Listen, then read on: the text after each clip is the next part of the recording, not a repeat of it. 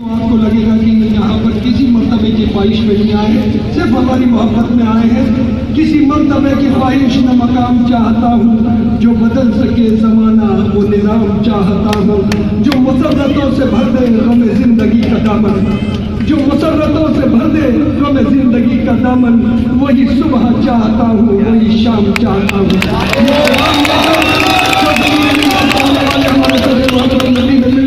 अलहाज असदुद्दीन ओवैसी साहब का हम नारे तकबीर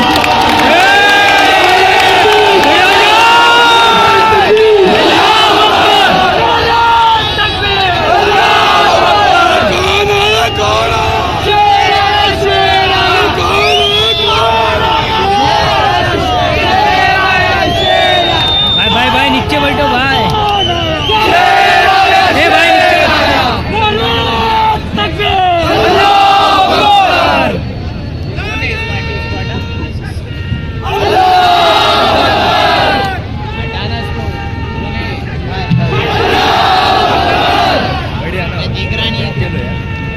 झंडा ले लो भाई।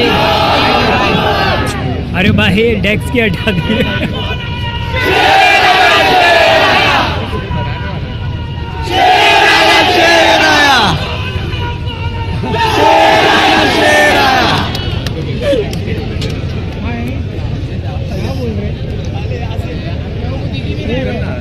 हाँ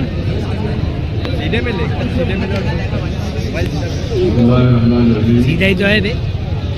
अस्सलाम वालेकुम रहमतुल्लाहि व बरकातहू। वालेकुम अस्सलाम व रहमतुल्लाहि व बरकातहू। जनाब अशरफ मुरारी साहब उम्मीदवार मजलिस इत्तेहादुल मुस्लिमीन शहनशीन तशरीफ फरमा, मौजूद उलमा इकराम, मशाइखीन उज़ाम, सियासी लीडर, मेरे मजलिसी रुफ़ा, मेरे नौजवान साथियों, पसे पर्दा बैठकर सुनने वाली मेरी इज़्ज़तदार माँ और बहनों, अज़ीज़ान मिल्लत, ये एक इंतखाबी जलसा है और मैं आपके सामने चंद बातें, चंद मिसालें देकर अपनी बात को खत्म कर लूंगा। सबसे अहम बात यह है मेरे अजीज दोस्तों, मेरे बुजुर्गों, मेरे नौजवान साथियों, कि हालिया पार्लियामेंट इलेक्शन के नतीजे आने के बाद और 2014 के पार्लिमानी इलेक्शन ने हम तमाम अक़लियतों को एक पैगाम दिया। ये जो पार्लियामेंट इलेक्शन के नतीजे आए, इस नतीजे ने तमाम को पैगाम दिया जो हिंदुस्तान की रूह यानी उसके सेकुलरिज्म पर यकीन रखते हैं। इस पार्लिमानी इलेक्शन के नतीजे ने एक पैगाम दिया हमारे दलित समाज के और बैकवर्ड क्लास के हमारे भाइयों को। और वो पैगाम क्या है मेरे अजीज दोस्तों? वो पैगाम ये है कि हमारा मुल्क, जिसको हम हिंदुस्तान कहते हैं, जब मुल्क का दस्तूर बनाया जा रहा था और कॉन्स्टिट्यूएंट असेंबली में इस पर बहस और मुबाहिसा हो रहा था, तो हमारे फाउंडिंग फादर्स ने, जिन्होंने इस मुल्क के दस्तूर को बनाया, उन्होंने फैसला किया कि हमारे मुल्क में अंग्रेजों की गुलामी के बाद हम जमहूरियत को यानी पार्लिमानी जमहूरियत को अपनाएंगे। और पार्लिमानी जमहूरियत का मतलब ये दिया गया कि ये शिराकतदारी की जमहूरियत होगी, यानी पार्टिसिपेटिव फॉर्म ऑफ डेमोक्रेसी होगी। मगर मेरे अजीज दोस्तों, हिंदुस्तान की पार्लियामेंट का पहला इलेक्शन ले लीजिए और हिंदुस्तान के 2014 का पार्लियामेंट इलेक्शन ले लीजिए। पहले पार्लियामेंट इलेक्शन से लेकर 52 से 2014 तक जितने भी पार्लियामेंट के इलेक्शन हुए वो शिराकतदारी की जमहूरियत की मिसाल कभी पेश नहीं किए। वो सिर्फ कहीं कौन सी मिसाल पेश किए। और 2014 का जो हमारा इलेक्शन हुआ अभी, वो क्या पैगाम दे रहा है, जिसका मैंने अभी शुरुआत की, मैंने आपके सामने जिस चीज को रखा कि पैगाम ये दिया जा रहा है कि हमारा मुल्क अब मेजॉरिटेरियन फॉर्म ऑफ डेमोक्रेसी की तरफ जा रहा है कि जो अक्सरियती तबका चाहेगा वही जमहूरियत में होगा। ये फैसला तमाम हिंदुस्तानियों को करना है जो इस जमहूरियत को नहीं मानते, यानी जो मेजॉरिटेरियन फॉर्म ऑफ डेमोक्रेसी को पसंद नहीं करते। इन तमाम को सोचना पड़ेगा कि आज का ये नतीजा पार्लियामेंट का ये पैगाम दे रहा है। और जो लोग हमसे कहते थे, और आज महाराष्ट्र के असेंबली इलेक्शन में जब हम इंतखाबात में हिस्सा ले रहे तो हम पर इल्जाम लगाया जा रहा है कि हमारे यहां आने से सेक्युलर वोट डिवाइड हो रहा है। मंजलिस के महाराष्ट्र के असेंबली इलेक्शन में लड़ने की वजह से सेक्युलर वोट डिवाइड हो रहा है।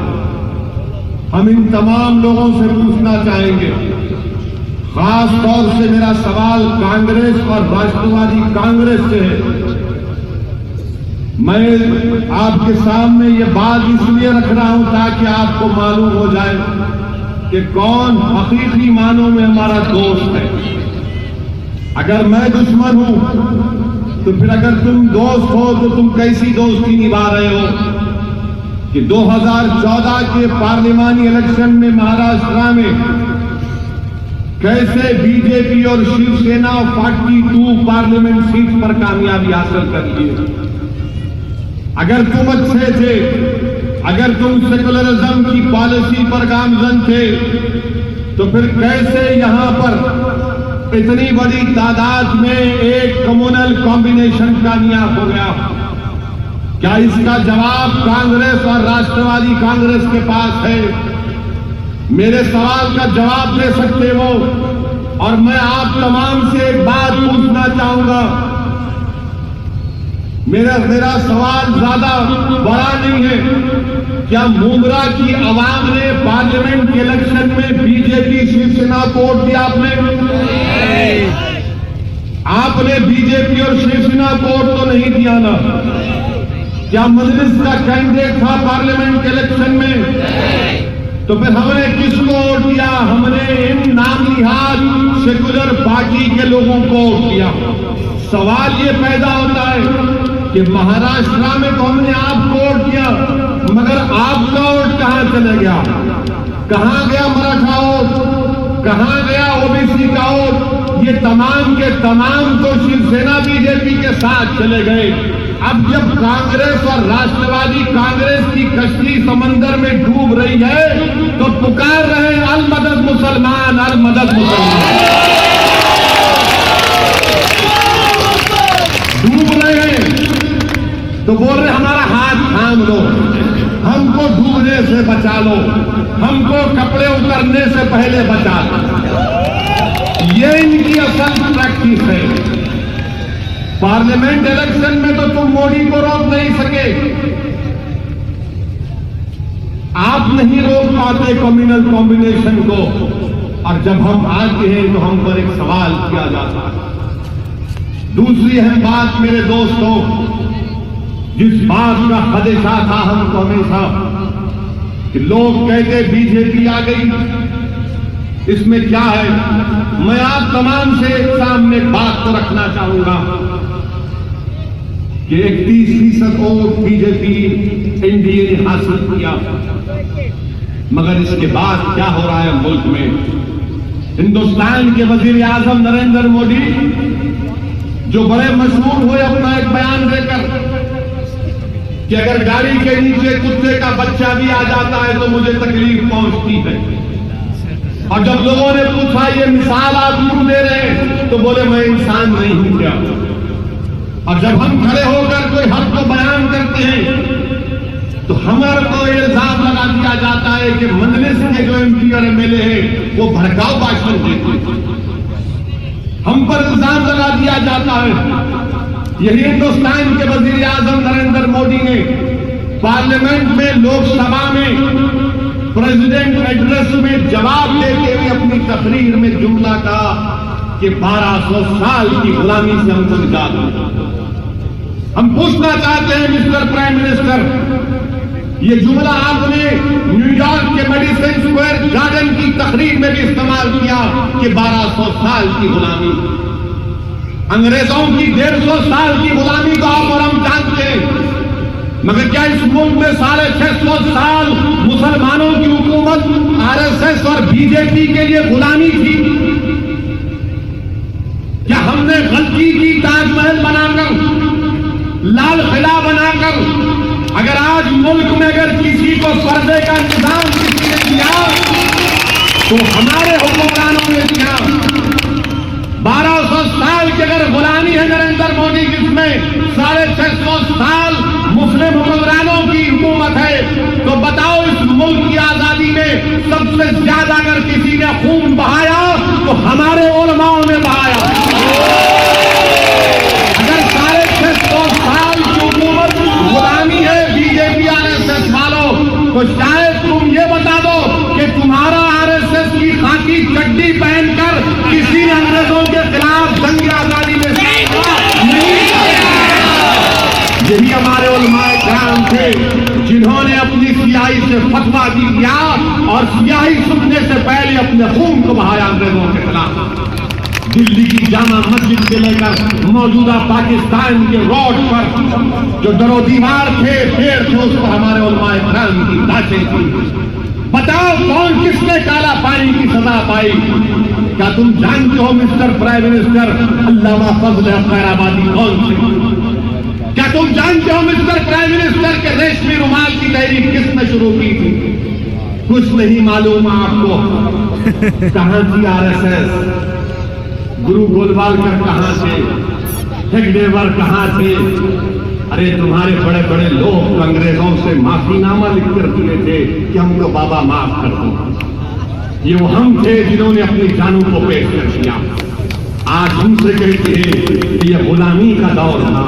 क्या ये बात देख देती है कि हिंदुस्तान के कदीम ओहदे पर फायज एक शख्स इस तरह का बयान देता है अपनी तकरीर में, एक मर्तबा नहीं 2 मर्तबा।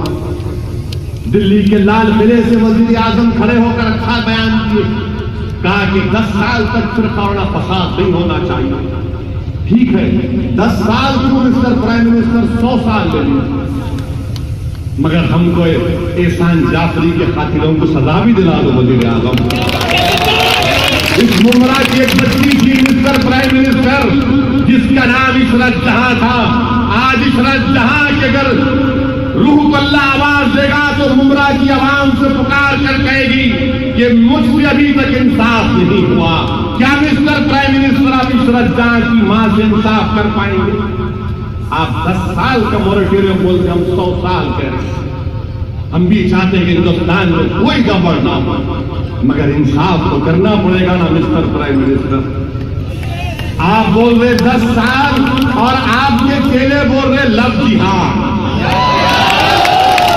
आप बोल रहे 10 साल, आपकी आरएसएस के सरसंघचालक बोल रहे हिंदू राष्ट्र है। आप बोल रहे 10 साल, आपका एमपी बोल रहा कि हमारे मदरसे दहशतगर्दी के फैक्ट्री है। कौन सच्चा है कौन झूठा है मिस्टर प्राइम मिनिस्टर? बताओ सच कौन बयान कर रहा है? हमारे हैदराबादी जबान में कहावत है, वो कहावत ये है कि तू रो ऐसा कर, मैं मारे जैसा करता हूं।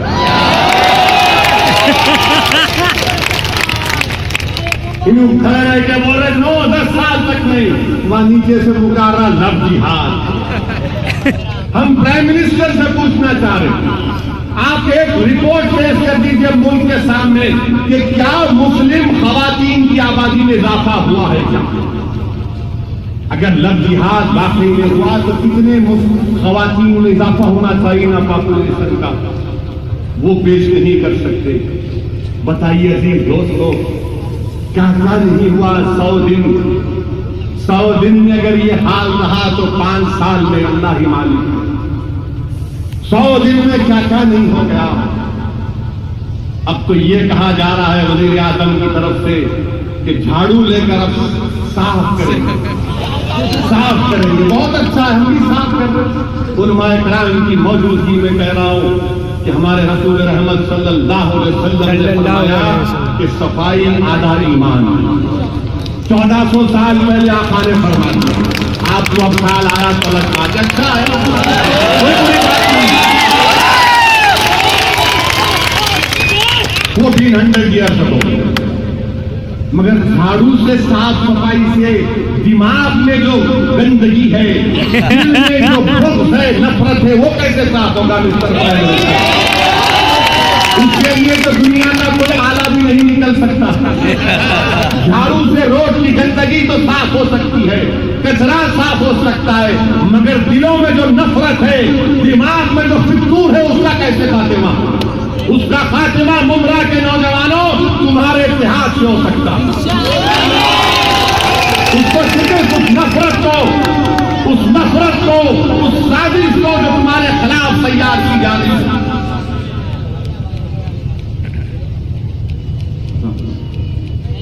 उस नफरत और साजिश को हम अपने इतिहास से शिकस्त दे सकते हैं। अजीब व गरीब मामला कि झाड़ू हाथ में ले लिया, अच्छा है, सब जा रहे हैं, साफ करना है। अरे रेलवे पटरियों के पास जो गंदगी है, कभी अपने हाथ से तो उठाओ, ग्लव्स पहनकर उठाओ। खाली टीवी कैमरे मीडिया को बुलाए, मारे 2 मिनट चले गए, उसके बाद को भूल गए। ये नहीं हो सकता। हिंदुस्तान में अगर सफाई का काम करना है तो जहन और दिलों को साफ करना पड़ेगा। जब जहन और दिल साफ होंगे तो मुल्क में ये झाड़ू हाथ में लेकर कुछ नहीं होता। दिल और जहन को साफ करना पड़ेगा।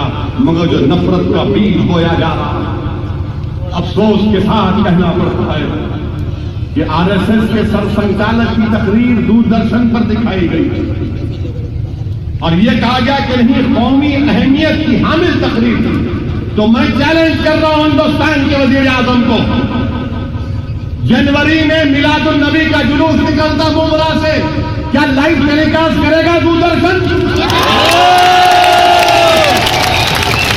हमारे मसाजिद में हमारे उलमाए किराम का बसीरत अफरोज पैगाम दिया जाता है, तोड़ने के लिए नहीं, इंसानियत को अमन पैदा करने के लिए दिया जाता है। क्या तुम हमारे मस्जिदों में हमारे उलमाओं के बसीरत अफरोज पैगाम को लाइव टेलीकास्ट करोगे? जब आरएसएस का कर सकते हैं तो फिर तुमको ये भी करना पड़ेगा। ये नाइंसाफी हम बर्दाश्त नहीं कर सकते। दूरदर्शन है, किसी के बाप की जागीर नहीं है, ये पूरे हिंदुस्तानियों का है, हर टैक्स पेयर का है।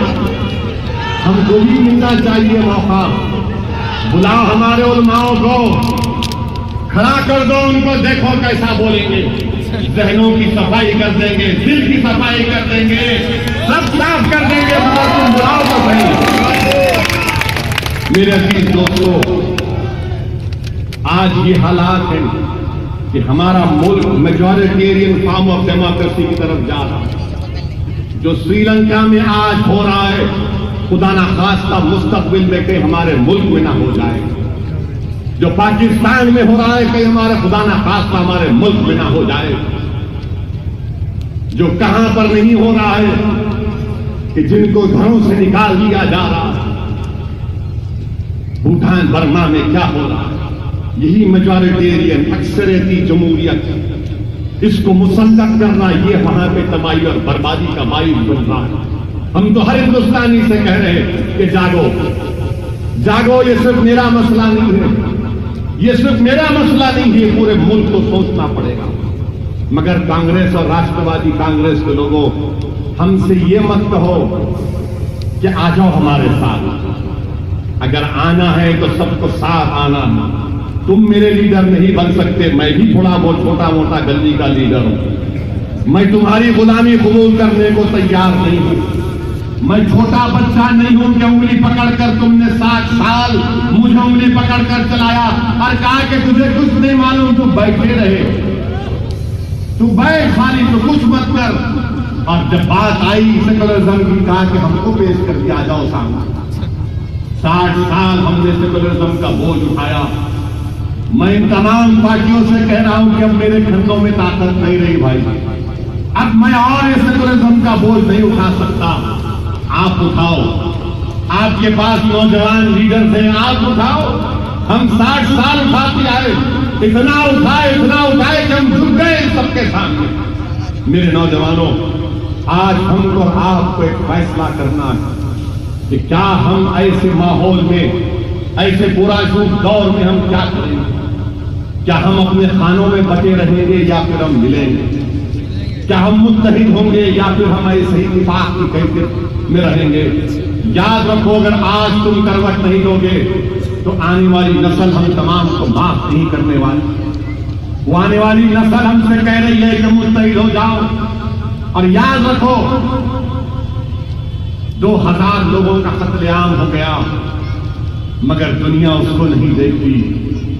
लोग मुझे फिरका परस्त बोलते। मैं किसी एक कॉलेज के फंक्शन में गया था, वहां पर किसी नौजवान ने अच्छा सवाल किया और कहा कि मिस्टर ओवैसी, आप भी बड़ी भड़काऊ भाषण देते हैं, आप में और मिस्टर प्राइम मिनिस्टर में क्या फर्क है? मैंने कहा एक ही फर्क है। उस नौजवान ने कहा क्या फर्क है? मैंने कहा मेरे मातहत 3000 लोग नहीं मारे गए, मेरे मातहत 3000 लोग नहीं मारे गए। हाँ, मेरी जबान तुमको कड़वी नजर आती होगी, मगर वो हक बयान करती। अगर मैं झूठ बोल रहा हूं तो एक्सपोज कर दो मुझे, तमाम बातें मैं जो कह रहा हूं। मगर जब हम हक को बयान करते तो इनको सुनने की आदत नहीं है। 60 साल से ये तमाम सेकुलर पार्टियों को, शिवसेना को, बीजेपी को खव्वालों की खव्वाली सुनने की आदत पड़ गई, चमचों की चमचागिरी सुनने की आदत पड़ गई, मुनाफिकों की मुनाफिकत सुनने की आदत पड़ गई। मैं तुमसे कह रहा हूं कि ये मुनाफिकत, ये खव्वालियों का प्रोग्राम, ये हमसे नहीं हो सकता। हमको मर्द मुजाहिद बनना है और अपने हक के लिए आगे बढ़कर लड़ना है। अब हम खामोश नहीं बैठ सकते। ये हिंदुस्तान की जमहूरियत हमको इस बात की इजाजत देती है कि हम अपने हक के लिए लड़ेंगे। पार्लियामेंट्री डेमोक्रेसी में मुझे अख्तियार है कि मैं अपनी बात कलाम के सामने रखूं। अगर मैं भड़काऊ भाषण देता हूं तो 295 आईपीसी है, 153 है, उसमें बुक करो मुझे आप। मगर मेरा सवाल एक ही है कि जिन्होंने हमको कुत्ते का बच्चा कहा, उनको आप गिरफ्तार नहीं करते। यही परवीन तोगाड़िया महाराष्ट्र के 5 जिलों में 6 मुकदमे उसके ऊपर है, मगर कभी उसको गिरफ्तार नहीं किया गया, कभी उसको गिरफ्तार नहीं किया गया। ये कौन सा इंसाफ है मेरे अजीज दोस्तों? ये कौन सा इंसाफ है? ये कहां का इंसाफ है? ये कानून की तमाम किताबें मुझ पर, और जिसका ताल्लुक विश्व हिंदू परिषद से हो, वो दूध का दुलावा होता था, उनको हाथ तक नहीं लगाते। और हमको हाथ लगाए तो ख्वाजा यूनुस की तरह हम कभी गायब हो गए, कोई उसका पूछने वाला नहीं। हमको हाथ लगाए तो ख्वाजा यूनुस गायब हो गया।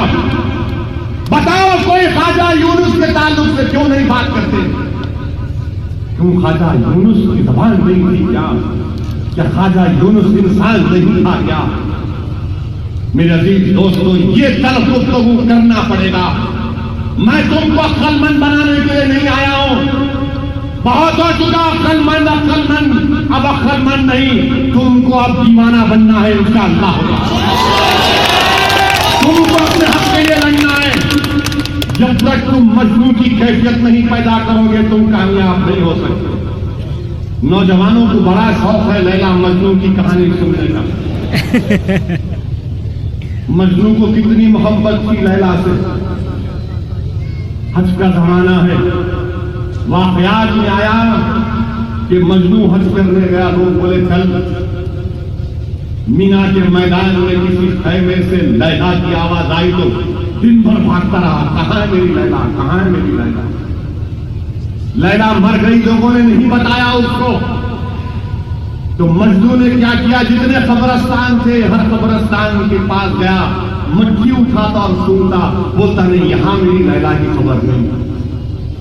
ये दीवानगी पैदा करो एक दूसरे के लिए, ये मोहब्बत पैदा करो एक दूसरे के लिए, ये मोहब्बत पैदा करो हक के लिए, ये मोहब्बत पैदा करो अपने हकूक को हासिल करने के लिए। याद रखो तुमको यही कह कहकर 60 साल में पीछे कर दिया गया। हमारे पास अब रहा क्या, हमारे पास कौन सी चीज बाकी रही। गुजरात में कत्ल आम हुआ मगर जमाना कहता उसको बात मत करो। लोग बोलते क्यों बात करते आप उसके बारे में, अरे 2002 में हुआ भूल जाओ। तो मैं उनके एक ही जवाब देता हूं, क्या बापू को मारने वाले को भी हम भूल जाए?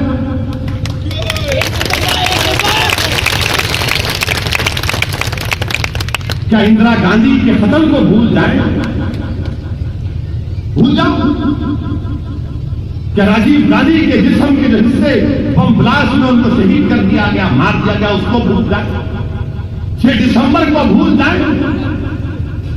फिर ये बंबई की रोडों पर सबको गारतगिरी को भूल जाए? किस किस को भूल जाए बोलो?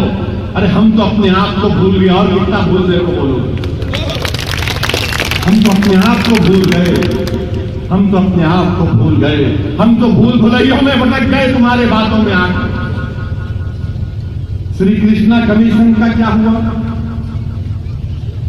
कांग्रेस राष्ट्रवादी की 15 साल की हुकूमत, 15 साल की हुकूमत, श्री कृष्णा कमीशन की रिपोर्ट क्या हुआ? बोलेंगे अरे छोड़ो यार, क्या तू पुरानी बातें निकाल रहा, छोड़ना, चाय पी, गुलाब जामुन खा, ना तेरा काम क्या है, तेरा काम करेंगे, ले पैसे कमा। मगर याद रखो मेरे अजीज दोस्तों, मरने वाले आज भी इंसाफ के लिए पुकार रहे हैं। जिन माओं ने अपने बेटों को कहा, जिनके आंखों से आंसू सूख गए मगर उनका कलेजा आज भी जलता है, जिन हमारी बहनों ने बेवा हुए वो आज भी अपने शौहरों को याद करके रोती है, मैं तुमसे पूछ रहा हूं क्या तुम इंसाफ के लिए लड़ोगे या नहीं लड़ोगे?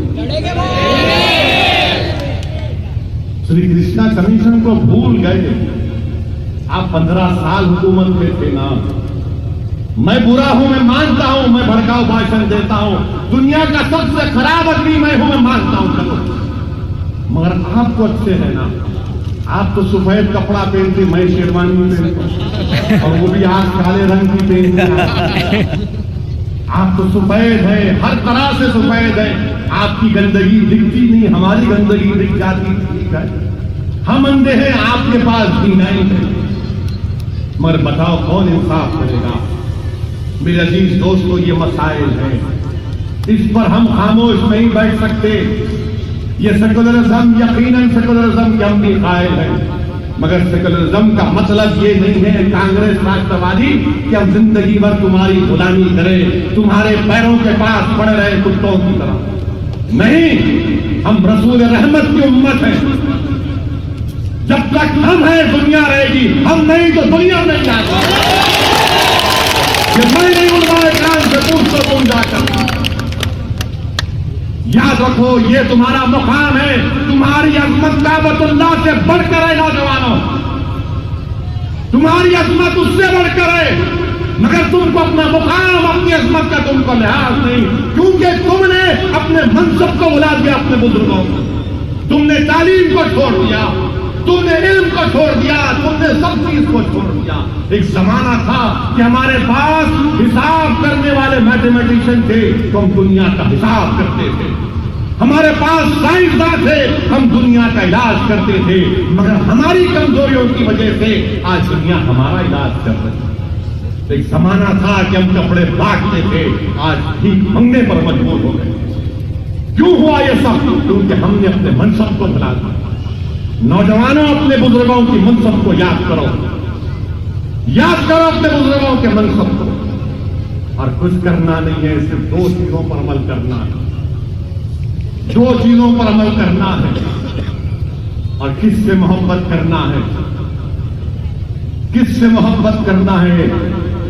जिनके लिए जमीन और आसमान को बनाया गया, उनसे मोहब्बत करना है, और किसी से नहीं।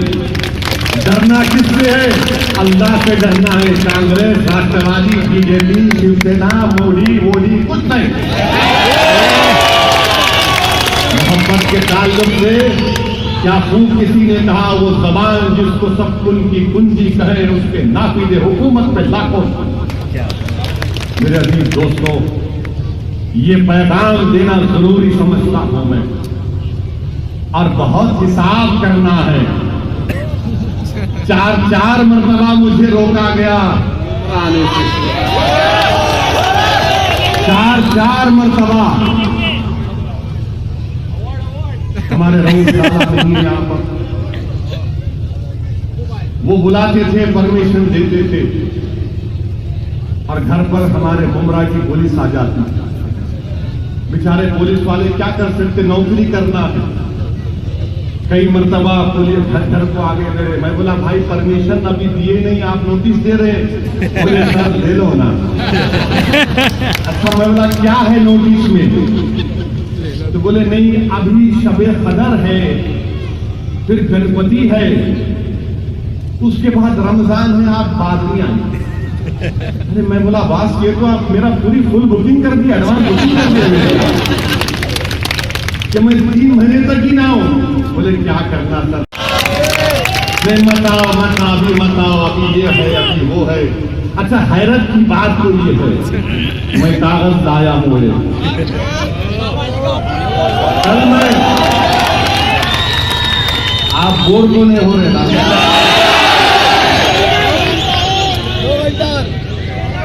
और मैं तो आपसे मित्रों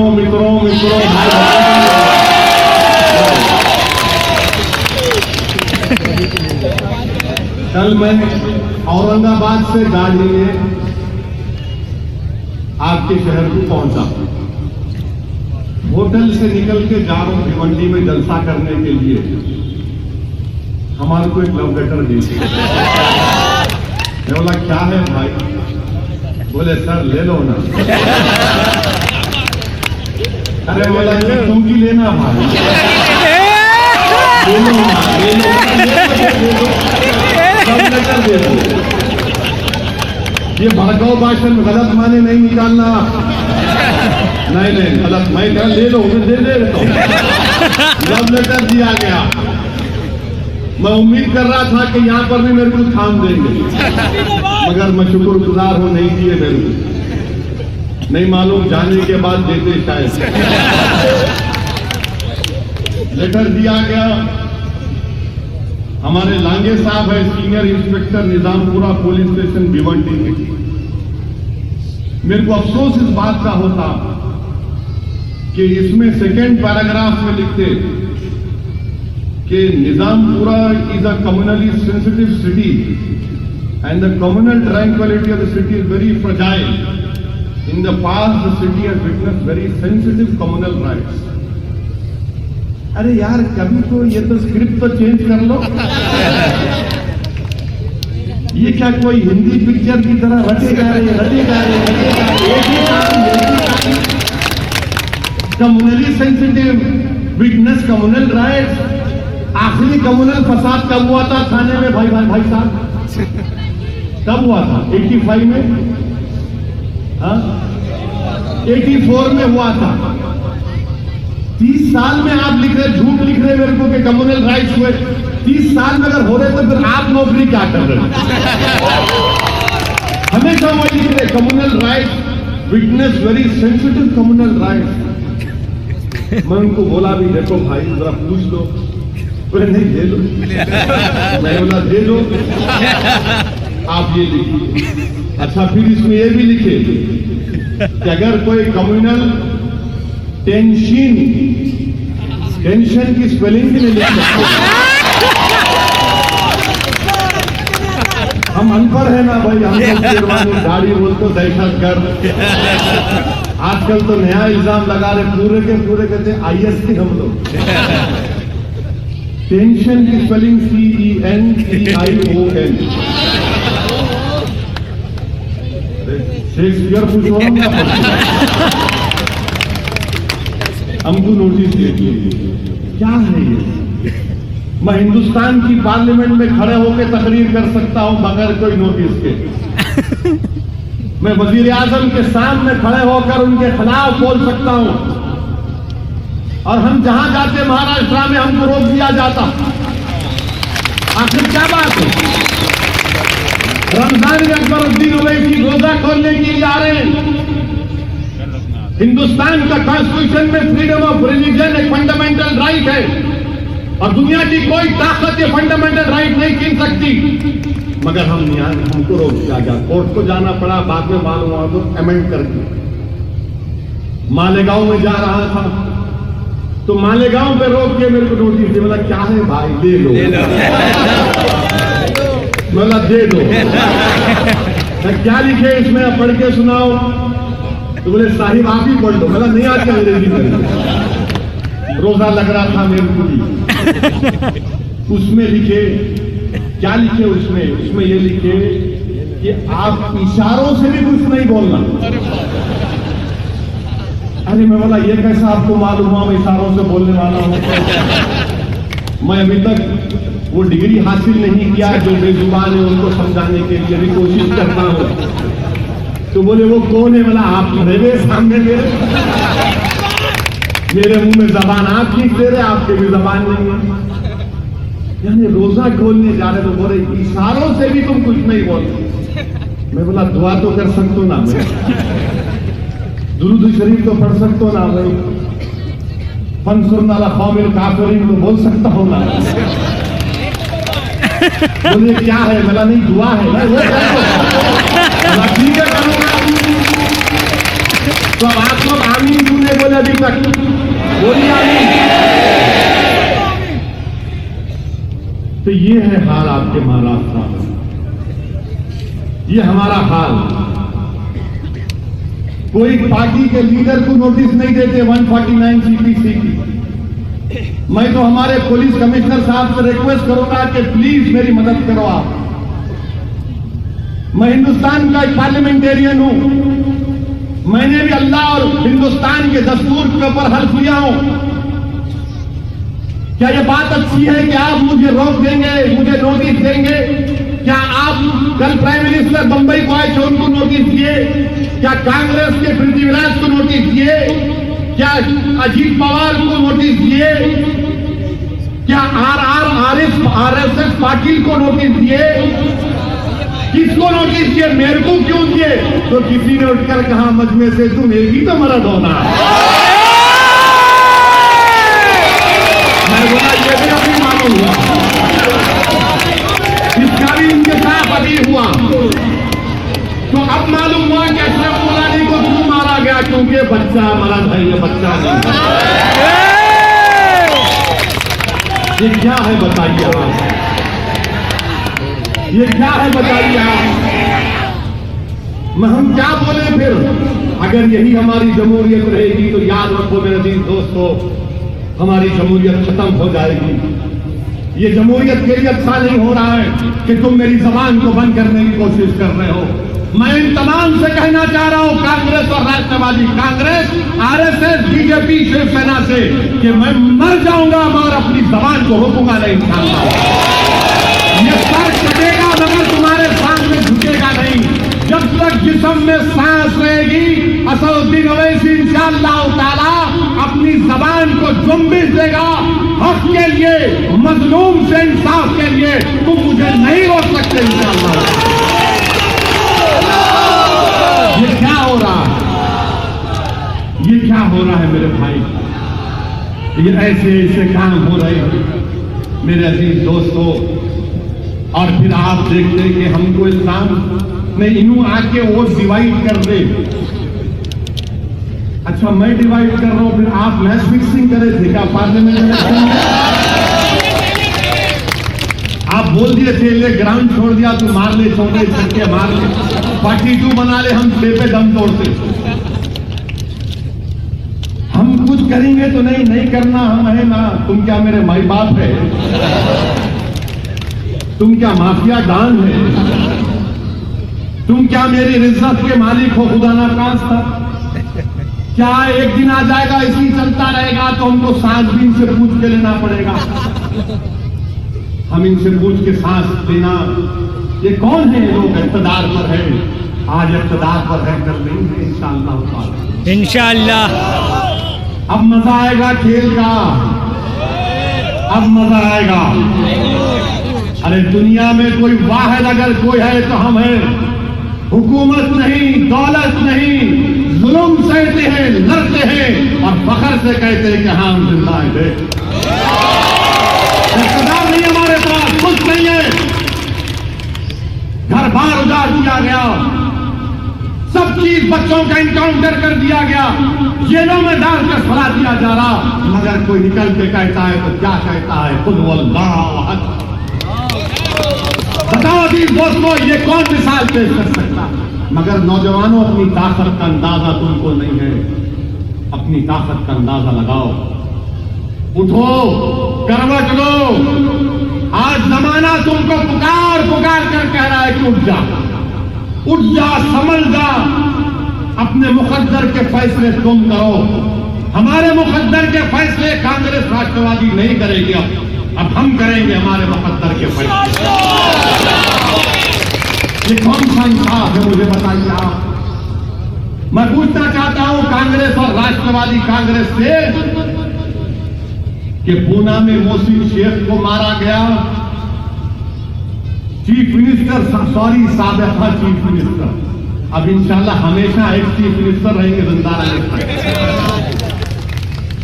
आपने कहा था मिस्टर पृथ्वीराज कि मोहसिन शेख के भाई को नौकरी दी जाएगी। ऐलान हुआ था ना? ऐलान हुआ था ना? मैं झूठ तो नहीं बोल रहा हूं, ये भड़काऊ भाषण तो नहीं है। नौकरी नहीं दी गई।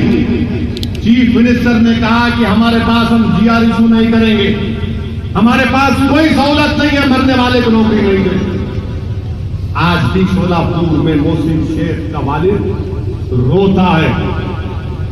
नौकरी की अहमियत नहीं है, मगर कम से कम उसको इतना तो एहसास होता कि हाँ, जो मैंने अपने नौजवान बेटे को खोया, जिसको जालिम फरका परस्त तंजीमों ने मारा, कम से कम मेरे बच्चे का तो थोड़ा तो इंसाफ हुआ।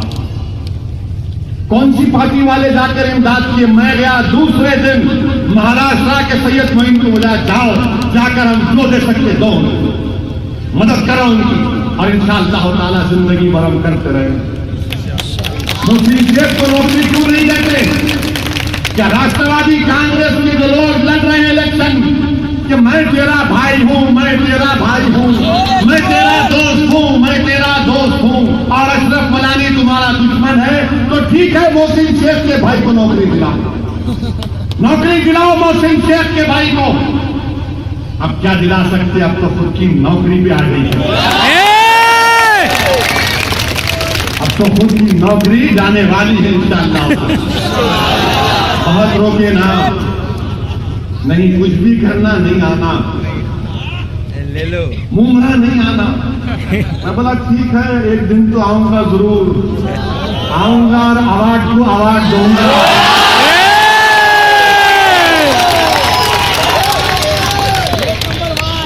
हर बार नहीं आना,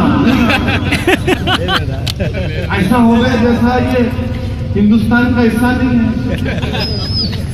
इन्हों यहाँ के नवाब साहब है, इन्हों जो बोले सुनना कहते। अब 15 तारीख को मालूम होगा, तुमको अवार्ड मिलेगा इंशाअल्लाह। मतलब क्या है कि एक एमपी जिसको आपने मुंतखब किया, मेरी कोई हैसियत नहीं है, मेरा कोई मुकाम नहीं है, मेरी कोई इज्जत नहीं है, मगर मुझे मजलूम आवाम ने मुंतखब किया, मैं उनकी जबान में बोलता हूं, इसलिए तल्ख गुफ्तगू करता हूं क्योंकि मैं उनकी तबाही को देख रहा हूं, मैं जुल्म को देख रहा हूं, मैं मुश्किलों को महसूस करता हूं, इसीलिए तुमने मजबूर कर दिया मुझे इस जबान में बोलने के लिए। अब नहीं आना, नहीं आना, नहीं आना, अब देख लिए ना। अजीज दोस्तों, ये इनका इंसाफ, आपको फैसला करना है। जमहूरियत में हम कुछ भी बोल सकते हैं जले जाते, मगर वोट डालना तो आपके अख्तियार का काम है। दिलों को मोड़ने वाला तो रब्बुल आलमीन है, मैं कौन हूं? इज्जत को देने वाला वो है। मैं तुमसे सिर्फ इतना कहना चाह रहा हूं, जहां तक मेरी आवाज पहुंच रही है कि खुदा के लिए अब तो करवट लो, उठो, देखो क्या हाल करके रख दी हमारा। आप बताइए कि 1962 से 2009 तक जितने असेंबली के इलेक्शन हुए, 3108 एमएलए मुंतखब हुए। 3108 MLAs have been elected from 62 to 2009. कितने मुसलमान आपने जिताए राष्ट्रवादी कांग्रेस वाला? आपकी घड़ी का कांटा, आपका हाथ, कितनों का वक्त लाया, कितनों को आपने हाथ थामा। सिर्फ 119 मुसलमान एमएलए बने। 3108 में से 62 से 2009 तक 119 बने, जबकि पॉपुलेशन के एतबार से 290 कम से कम बनना था। इसका जिम्मेदार कौन है? मैं हूं, मेरे भड़काऊ भाषण है। 119 में तो 88 कांग्रेस एनसीपी के, और फिर हमको बोलते कि नहीं सुनो, आने दो, इन्हीं आया तो इन्हें कंटेंशन करेगा, TNPION करेगा। ये क्या है? ये आपका इंसाफ है? कांग्रेस वालों, राष्ट्रवादी, तुम्हारा इंसाफ है?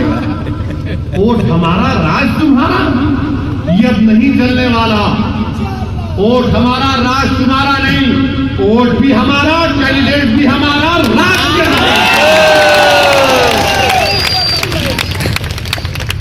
कितने एमपी मुंतखब हुए? 662 62 से 2009। और कितने मुसलमान जीते आपको मालूम? 14 खाली 14। 662 में से सिर्फ 14 मुसलमान एमपी बने।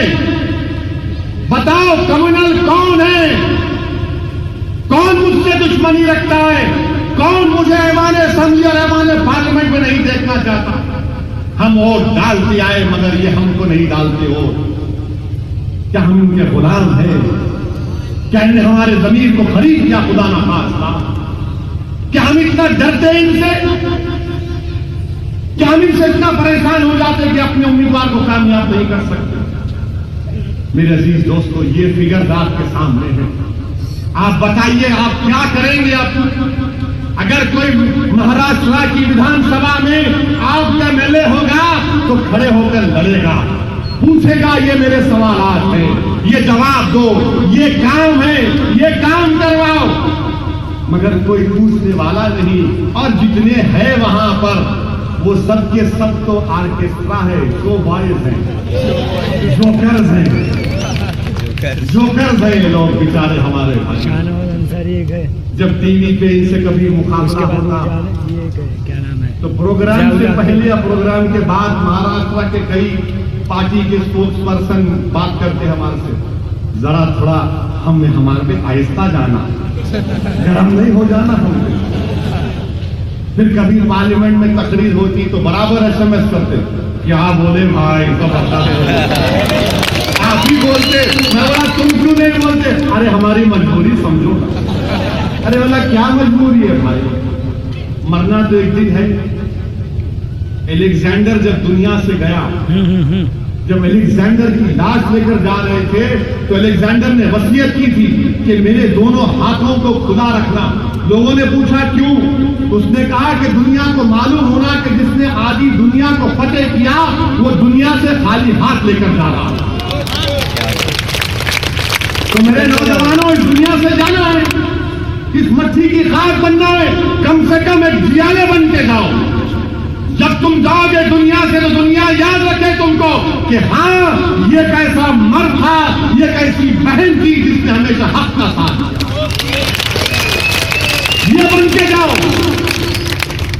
जब तुम जाओ दुनिया से तो दुनिया रोए तुम्हारे हाथ, दुनिया याद करे तुम्हारे अच्छे अमाल को। ऐसा नहीं कि मरने के बाद बोले कोई अच्छा हुआ, बहुत तकलीफ देता था, क्या अच्छा हुआ, ये कम हुआ। मेरे अजीज दोस्तों, ये बात का आपको लिहाज रखना, ये पैगाम मैं आपको देना चाह रहा था। जो कांग्रेस राष्ट्रवादी के लोग मुझे रोक रहे थे कि ये ना आए मुमरा को, और मुझे भी यकीन था कि जरूर अल्लाह मुझे भिजाएगा आपके दरमियान में। मुझे पूरा यकीन था, मुझे पूरा यकीन था कि जितना तुम रोकोगे, क्योंकि हमारी तारीख बताती है कि जिन्हें मजबूर किया गया था, जिन पर जुल्म ढाए गए थे, जब वो दोबारा वापस आए तो फतेह और कामयाबी उनके कदम चूम रहे। हम उनके मानने वाले हैं। हम के कांग्रेस, राष्ट्रवादी, ये शिवसेना, बीजेपी के चमचे या झंडे उठाने वाले नहीं। हम उनके कदमों के पैरों के धूल के सिपाही हैं। मेरे अजीज दोस्तों, महाराष्ट्र की रिपोर्ट आपके ही यहाँ के मुमरा के एहतियाज एक ग्रुप है, रिपोर्ट निकाली उन्होंने। मैं अभी इलाके लिए पढ़ रहा था। नौजवानों, मेरी बात को कांग्रेस और राष्ट्रवादी लोगों तक पहुंचाओ और पूछो उनको कि ये रिपोर्ट क्या कहती है। शर्म नहीं आती इन लोगों को? इतना नाइंसाफी हमसे करके वोट मांगने आते, इतना जुल्म करके। और आपको मालूम कि महाराष्ट्र में 1.5 करोड़ की आबादी मुस्लिम अकलियत की, जिसमें से 60% बीपीएल, 60% बीपीएल, यानी जो 25 रुपये मुश्किल से कमाते। महाराष्ट्र में 33 लाख मुसलमानों के घर हैं, जिसमें से 6 लाख घरों में राशन कार्ड नहीं है, और तुम हमसे वोट मांगने को आते हो। किस मुंह से तुम वोट मांगने को आते हो? तुम ये समझते हैं कि हमको धोखा दोगे और हम वोट दे देंगे तुमको? नहीं, अब कोई बोलने वाले आया है। तुम्हारे झूठ और फरेब का शिकार गूंगों की बस्ती में जाकर करना। हम गूंगे नहीं हैं, हम जिंदा हैं। हम मुर्दा कभी थे, ना है, ना रहेंगे इंशाअल्लाह। जब तक हम जिंदा, सूरज निकलेगा। जब हम नहीं तो सूरज मिलेगा। यह आपकी रिपोर्ट कि एक भी राशन की दुकान, क्या है राशन की दुकान, कहां है राशन की दुकान? कितने लोगों को दी गई? राशन की दुकानें नहीं है, राशन कार्ड नहीं, फिर भी वोट मांगने आ रहे, भीख मांगे। मैं उनको नहीं बोल रहा हूं, जिनको बोल रहा हूं उनको मालूम हो गया। आप समझेंगे कि मैं घड़ी को और हाथ से बोल रहा हूं। स्कूल के ताल्लुक से क्या बात कही गई? मुमरा में प्राइमरी स्कूल पास करने के बाद सेकेंडरी स्कूल की फैसिलिटी नहीं। कौन है भाई जिम्मेदार इसका? मैं हूं। क्या मैं वहां से कोई वजीफा पढ़ रहा था हैदराबाद से, मत खोलो, मत दो, स्कूल मत खोलो, राशन की दुकान मत खोलो? और फिर एक भी गवर्नमेंट कॉलेज नहीं है। 6 लाख की आबादी के लिए 240 बच्चों के लिए एक ही जूनियर कॉलेज है। क्या अब भी आप करवट नहीं लेंगे मेरी इज्जतदार और महिला? क्या अभी भी आप इन धोखा देने वालों का साथ देंगे? आपको फैसला करना है। और फिर हमारे बच्चों के लिए एक गवर्नमेंट एडेड कॉलेज है, मगर उससे ज्यादा कोई कॉलेज नहीं। और लोग बोलते मुसलमान पढ़ाते नहीं, बच्चे बहुत पैदा करते। बात करें कि आरएसएस वाले बोलते पॉपुलेशन बढ़ रहा है इनका, एक एक आदमी 6-6 पैदा करता, 7-7 पैदा करता, एक नहीं 4-4 बीवियां रहती उसमें। कौन सा रिकॉर्ड पे बोल रहे आप? अगर आपको मैं बोलूंगा तो आप हैरत करेंगे। हमारे पास 2 बीवियां नहीं है, उनके पास रिकॉर्ड है, ये रिकॉर्ड डेटा है। और बोलते कि बच्चों को नहीं पढ़ाते। अरे तुम स्कूल ही नहीं खोल रहे ना, तुम कॉलेज नहीं खोल रहे, हमारे बच्चियां कहां जाएंगे? थाना और वाशी जाएंगे हमारे बच्चियां? कोई बच्चे हमारे घर वाले भी जाएंगे हमारे बच्चों को ट्रेन में धक्के मार के बुरखा में जाओ? क्यों नहीं खोलते? यहां पर गवर्नमेंट की बिल्डिंग खरीदो एक। हम पढ़ना चाह रहे, हम पढ़ाना चाह रहे, हम दौलतमंद बनना चाह रहे। हमारे पास भी गाड़ी हो, हमारे पास भी कपड़ा हो, हम सब चाहते हैं इंसान है भाई, मगर आप देने तैयार नहीं, आप देने तैयार नहीं। और फिर क्या कहा गया इस रिपोर्ट में? इतिहास की एक रिपोर्ट में ये भी कहा गया कि कितने दवाखाने हैं यहां पर, कितने दवाखाने हैं, कोई दवाखाना नहीं। ये कौन जिम्मेदार है इसका बताइए आप। मेरे अजीज दोस्तों, ये बातों का आपको फैसला करना। और फिर इस रिपोर्ट में एक बेहतरीन कोट दिया गया, कांग्रेस वालों, तुम जिसका नाम लेके जीते ना, तुम जिसका नाम लेके दम भरते, उनका कोट है। पंडित नेहरू ने कहा था, Hindus must always remember that the interest in well being of the minorities are their sacred trust. Pandit Nehru ने क्या कहा था कि हिंदुओं को हमेशा याद रखना चाहिए कि उनका मफाद, उनके वेलबींग, अक़लियतों को अच्छा रखने में, ये पंडित नेहरू ने कहा। If they fail in the trust then they ensure not only the country but themselves. अगर तुम इस काम में फेल हो जाओगे, नाकाम हो जाओगे, तो तुम अपने आप को नुकसान पहुंचाओगे, साथ ही साथ मुल्क को नुकसान पहुंचाओगे। बताओ कांग्रेस वालों, क्या ये भड़काऊ भाषण है? क्या मैं अब हिंदू का नाम लिया तो क्या मैं दुश्मन हो गया? नहीं, मैं हिंदुओं का दुश्मन था, ना हो, ना कभी रहूंगा इंशाअल्लाह होगा। हमको ये तालीम नहीं दी गई। अरे हम तो इंसानियत में अमन पैदा करने के लिए आए हैं, हम तो दिलों को मिलाने वाले हैं, मगर हम किसके खिलाफ हैं? थे, है और रहेंगे इंशाअल्लाह।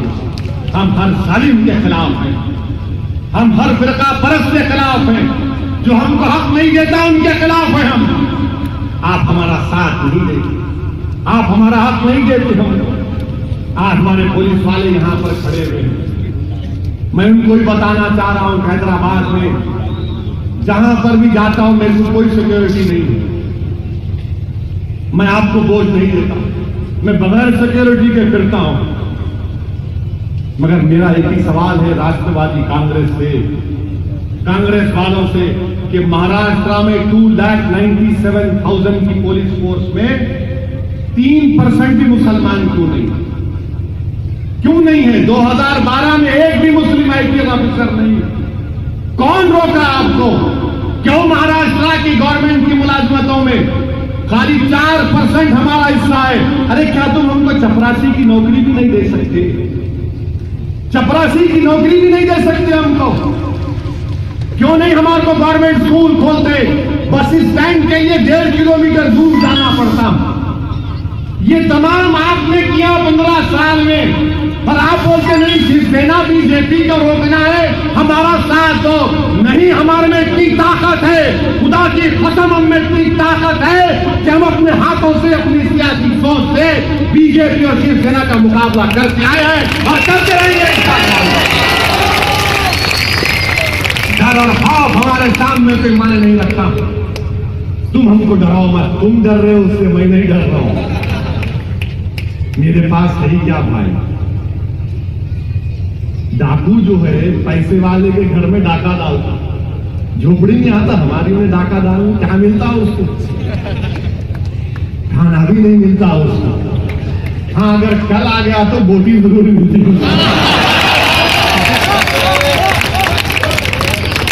छोटा मिलता कि बड़ा मिलता कि मुमरा में क्या है? और हमारे लोगों को अल्लाह अकबर बोलते कि नहीं, सब बड़ा होना बोलते। मेरे अजीज दोस्तों, ये पैगाम देना मेरा मकसद था, एक शऊर को बेदार करना मेरा मकसद था और रहेगा। अपनी जमात का साथ दो मेरे भाई, हमारी जमात जरूरी है। जब अखियार मुत्तहिद हो सकते हैं तो आप एक नहीं हो सकते क्या आप ऐसे ही खानों में रहेंगे? नहीं नहीं नहीं, हम ऐसा नहीं मेरे दोस्तों, एक हो जाओ। हमें इख्तलाफ हो सकता है, हो रहना चाहिए, मगर इख्तलाफ अगर है तो उसमें रहमत भी होना चाहिए। मगर इख्तलाफ ऐसा ना हो कि फितरे का बाइस बन जाए और हमारे ऊपर कोई जालिम मुसल्लत दोबारा हो। मुकाबला करना है, याद रखो। महाराष्ट्र की फिजाओं में तब्दीली की बू सूंघ रहा हूं मैं, और ऐसी तब्दीली सूंघ रहा हूं मेरे अजीज दोस्तों, मेरे बुजुर्गों, मेरे नौजवानों, मेरी इज्जतदार माँ और बहनों, खुदारा मैं तुमसे पुकार कर कह रहा हूं कि मुत्तहिद हो जाओ, मुत्तहिद हो जाओ, अपनी जमात को कामयाब करो। अरे कोई तो मुकाबला करने वाला हो, कोई तो जाकर ऐवान असेंबली में धूलिया की फायरिंग में जो 8-9 लोग बच्चे मारे गए, जिसकी इंक्वायरी कमीशन का रिपोर्ट, वो इंक्वायरी ऑफिसर आज नौकरी छोड़ के चला गया। कौन इंक्वायरी करेगा उसकी धूलिया की? क्या हिमायत बेग बेकसूर है? नहीं है। यासीन भटकल बोल दिया कि मैंने किया पूरा का बम ब्लास्ट, तो हिमायत बेग जेल में। और हिमायत बेग के ताल्लुक से टीवी प्रोग्राम में गया था, एक बड़ा टीवी प्रोग्राम है, उन्हें बात करेगी कूदता ऊपर से, बोलने किसी को नहीं देता। तुम कैसा बोले हिमायत बेग इनोसेंट है? बोला सुनो मेरी बात। बोले बोलो। मैंने कहा देखो, पुलिस ATS बोल रही कि हिमायत बेग जो है पूना से औरंगाबाद कितने किलोमीटर है? 300 ना। अगर मोटरसाइकिल पे गए तो कितनी देर में पहुंचेंगे आप पूना से औरंगाबाद? 6 घंटे नहीं, तेज से तेज गए। तुम्हारी मोटरसाइकिल में बैठ गया अभी मालूम कितनी देर में पहुंचे? 5 घंटे। ATS बोलती कि पूना से औरंगाबाद 3 घंटे में पहुंच। मैं वो पुलिस वालों को बोल रहा हूं, मेरे को भी एक दिला दो मोटरसाइकिल,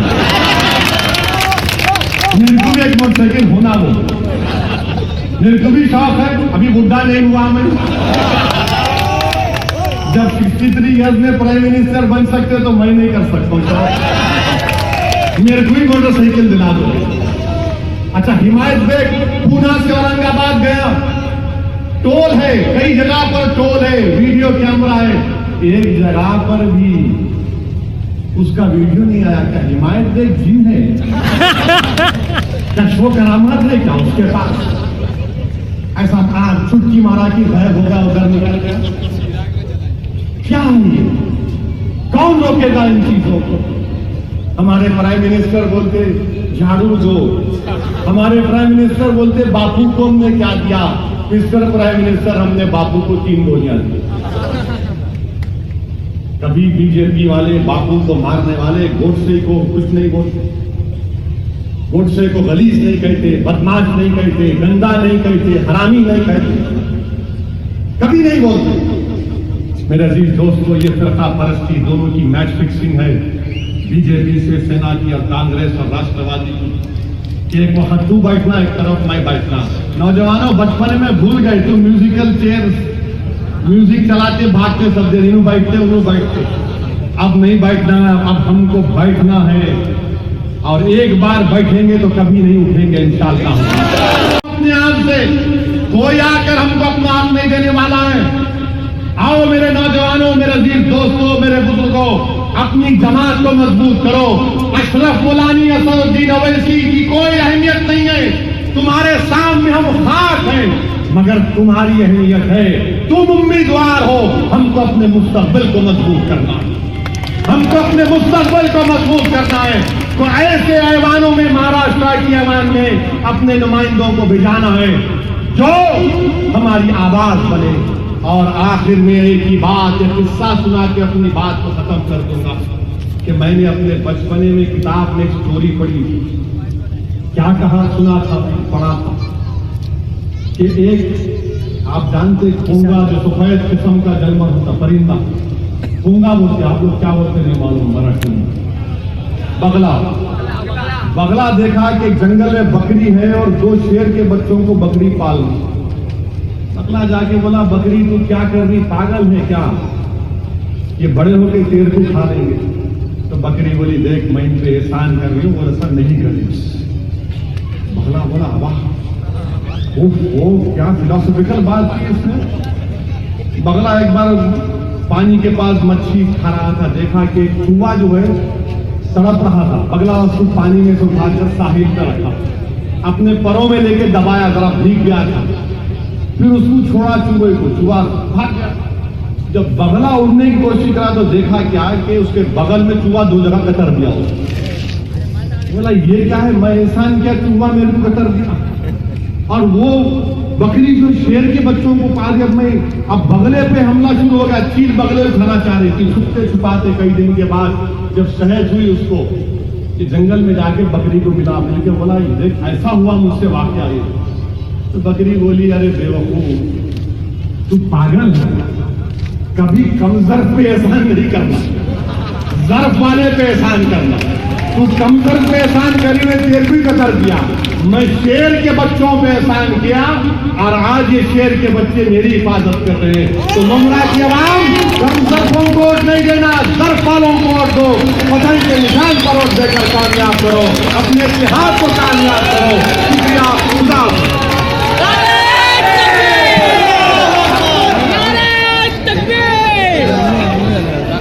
आप तमाम जलसे की बरकरार की ऐलान कर रहे हैं। तालिब आसिफ आगे जाओ, मत जान दो बोले पब्लिक।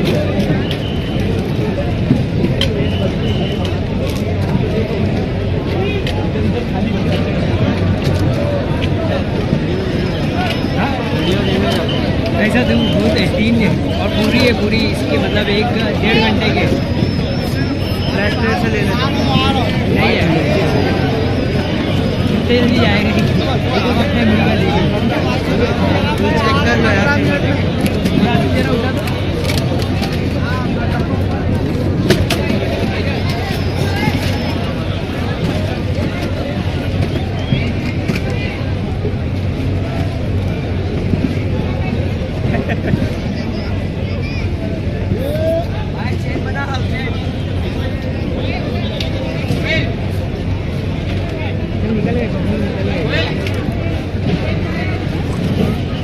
भाई लोग जो भी वॉलंटियर्स है असद भाई के जरा चेंज कराइए, असद भाई के जरा निकलने के चेंज कराइए। जो भी वॉलंटियर्स है वैसे ज़्यादा पब्लिक नहीं डर भाई लोग, जो भी वॉलंटियर्स है असद भाई के चेंज कराइए। डालो भाई।